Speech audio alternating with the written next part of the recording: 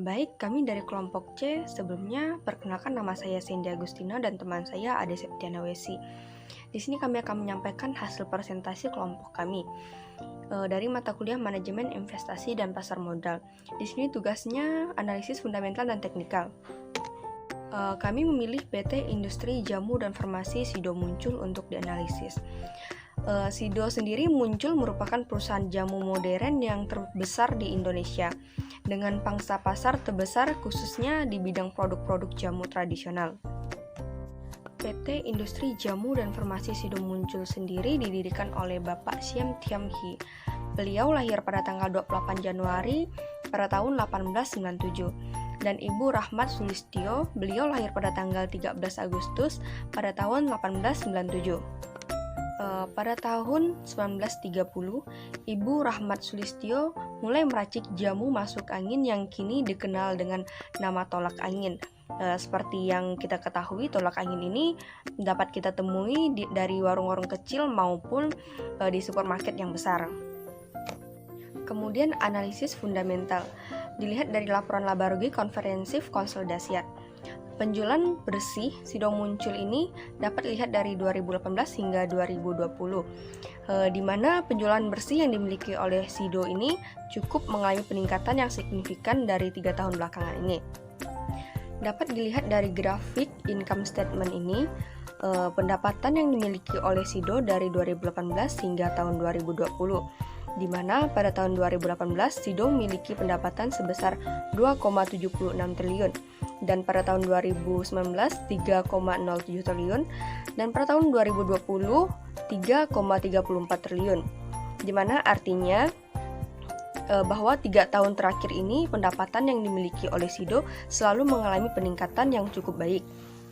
Baiklah, selanjutnya saya akan melanjutkan presentasi dari Sandy Agustina. Berdasarkan tabel di samping dapat kita lihat bahwa earning per share yang dimiliki Sido dari waktu ke waktu cenderung meningkat, kecuali pada tahun 2020. Hal ini terjadi karena pada tahun 2020 Indonesia sedang mengalami pandemi COVID-19 dan menyebabkan perlambatan ekonomi global dan domestik, sehingga menciptakan ketidakpastian ekonomi. Dilihat dari laporan keuangan Sido, manajemen perusahaan berpendapat sampai saat ini wabah COVID-19 tidak berdampak signifikan terhadap kegiatan operasi perusahaan.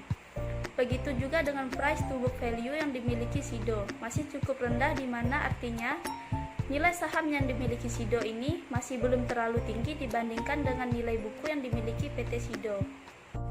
Berdasarkan tabel di samping dapat dilihat bahwa ROE yang dimiliki Sido 3 tahun terakhir cenderung lebih meningkat, sehingga dapat dikatakan bahwa saham Sido mengalami peningkatan yang cukup baik.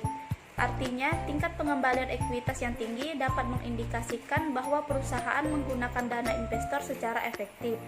Begitu pula dengan net profit margin yang dimiliki Sido, mengalami peningkatan dari tahun ke tahun, di mana pada tahun 2018 net profit margin yang dimiliki Sido sebesar 24%, tahun 2019 sebesar 26,3%, dan pada tahun 2020 28%. Semakin meningkatnya nilai net profit margin, semakin produktif kinerja perusahaan, sehingga meningkatkan kepercayaan investor. Selanjutnya analisis teknikal. Dilihat dari grafik pergerakan harga saham Sido selama kurang lebih 6 bulan cenderung mengalami downtrend, yang lebih dikenal dengan istilah bearish. Adalah suatu kondisi di mana pasar finansial memiliki kecenderungan menurun dari waktu ke waktu. Ini terjadi sekitar akhir bulan Mei tahun 2021, harga saham Sido sekitar Rp765. Di sini kami menyarankan untuk membeli. Mengapa membeli? Karena pertama, sektor industri barang konsumsi di Indonesia cukup diminati dan telah dibuktikan melalui daya tahan sektor manufaktur, terutama ditopang oleh sektor konsumer yang tumbuh 28%, serta memiliki prospek cerah untuk investasi jangka panjang.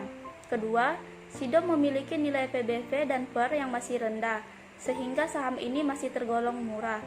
Ketiga, fundamental yang stabil. Maksudnya, investor tidak hanya berfokus pada kinerja pergerakan saham, tetapi juga kinerja bisnis secara keseluruhan. Yang kelima, Sido rutin membagikan dividen. Sekian presentasi dari kelompok C. Apabila ada kata-kata yang salah, kami mohon maaf. Terima kasih.